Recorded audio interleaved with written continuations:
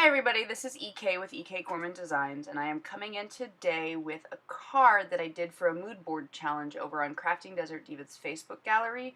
It's their monthly mood board challenge. Today, August 31st, is the last day for this current mood board challenge, but they have one every month, and there's always really cool prizes for people who participate, or for possibility of prizes for people who participate.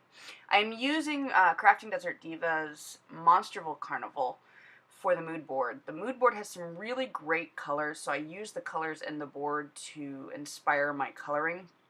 And I decided pretty early on with these 4 monsters that I was going to fussy cut them out and put them into window panels. So if I get outside the line for once, it doesn't matter. Yay! Ironically, I probably didn't get outside the line today. I decided that I was going to put each of the monsters as holding a little accessory. So each monster was going to be a color, and then another monster was going to be holding that color combination of accessory.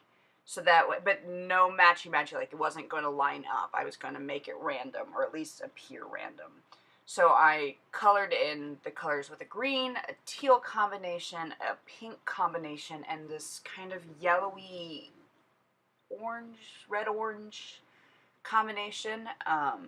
All again based off the mood board for the August month challenge. I love coloring in these little monsters. I think because their fur can be all fluffy, that coloring in their shadows is just so much fun because you get the option of fluffy.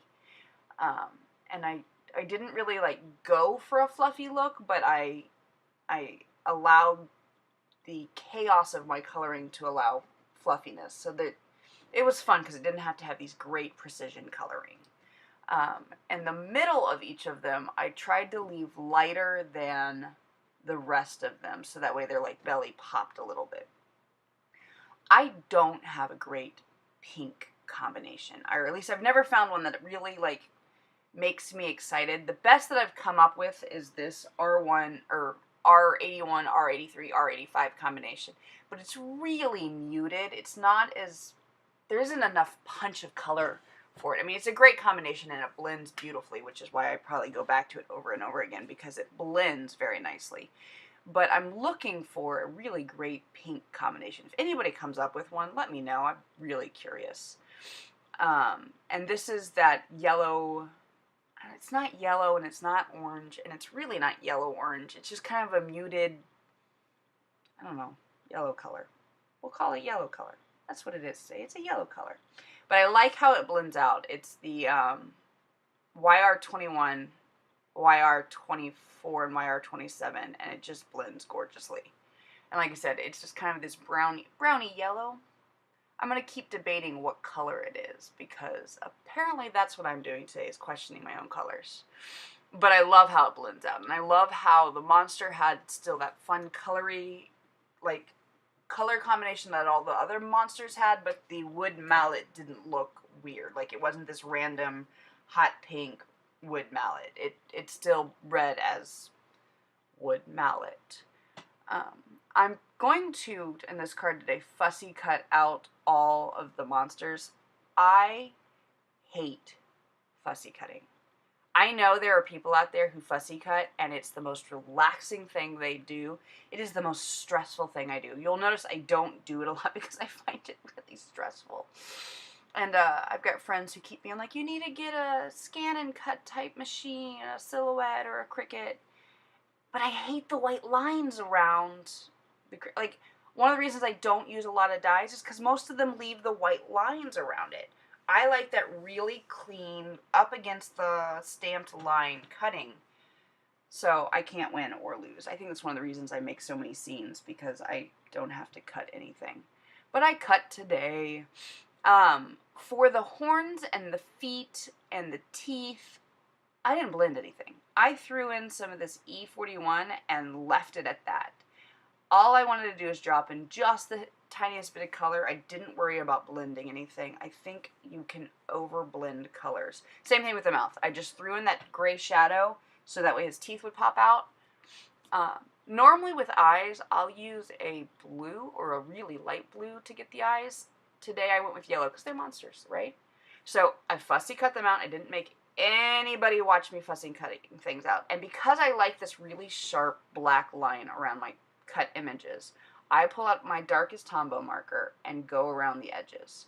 I'm not going to make you watch me go around all the edges, but I just wanted to show people who wanted to know why my images look so sharp when I adhere them down. It's because I take the time to take a black marker around it.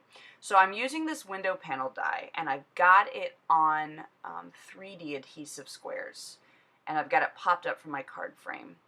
And so when I was making this card, I literally was waiting on the postman to bring me more score tape. I had literally run out of every piece of score tape in my house. So I just pulled out tacky glue and was like, okay, fine, I'll just like glue it on with glue. Well, in the end, it ended up being the best thing that I did because I was able to wiggle the pieces. When I was putting these window panes in, I was able to wiggle each of them into place, and if I'd done it with score tape, like how I laid it down was how it was going to be. So happy accidents! Thank you, mailman, for showing up late this day, because from now on, when I'm putting in panels like this, I'm doing it with my tacky glue because it works. Oh, yes. And then I tried to lay it down backwards and was able to pick it up and flip it around. I picked these printed paper colors to kind of correspond with my monsters. And then I glued the monster into the panel based on what he was holding. So like the blue cup went with the blue panel, and the green balloon animal went in the green panel, and so on and so forth. Again, one of the reasons I was trying not to go super matchy-matchy with all the images, like the yellow guy was holding the green and the green guy was holding the yellows, because I knew I wanted to put them in the panels. I wanted to color coordinate with the panels, but without being, like, blatantly obvious. And I did something I never do. I did not put shadows in this card. I decided they looked really just cute enough free-floating. So in this die set, this window pane die set, is some really cute cupcake dies. They're just these little add-on dies, and they make the cutest little cupcakes. So I die cut out the same papers I used in the panels to make the little cupcake, and threw on and glued them like right there in the middle. And again, so happy I didn't have tape, because you're going to see here with this cherry, I glue it on and it's like in a fine place, and then I go to put the candle on and all kinds of chaos happens and it just doesn't work. So I'm able to literally lift back up the cherry, re-glue it back down, and not tear any paper. Because when I do this with score tape, I tear paper all the time. See, there we go. Oh, now see, now I didn't have enough adhesive, and I'm picking it up. I'm putting more glue on it. I'm apparently doing it magically off screen, and ta-da! Glue works better. I grabbed my white jelly pen. This is, I know there's a lot of great white pens out there. This is my favorite. This is hands down the one that has always worked the best for me. And if it doesn't work when you take it to the paper, literally roll it a little bit on your skin. I don't know why that works, but it works better to roll it on my skin than it does on a piece of paper. But I'm adding just little bits of highlights, making sure each of the eyes have nice reflections, adding little reflections here and there. There's a really cute, oh, please ignore my incredibly dirty paper. I didn't realize how dirty the Misty paper was until I was editing the video, and I was like, I'm not going back and reshooting something that's already done because my paper's... So yes, I am a real crafter, and my paper really gets dirty, and I don't change it every time. Ta-da! So, great little sentiments, a great little birthday sentiment. It says, have a Monster-Licious birthday. It wouldn't fit on one side or the other, so I decided just to mask the stamp and stamp it down, apparently drop things off. Oh, and ignore my little head getting in the way. So I just used a Post-it note to block off the section of the sentiment I didn't want ink on, grabbed a little ink pad, inked it up, pulled it up, and stamped it. Like the dunce that I can be, I should have stamped the sentiment before I adhered everything because it's on 3D paper, but it came out all right in the end. Here's a close-up of each of the little monsters. You'll see it's not the greatest color blending, but because they're fluffy little monsters, it works.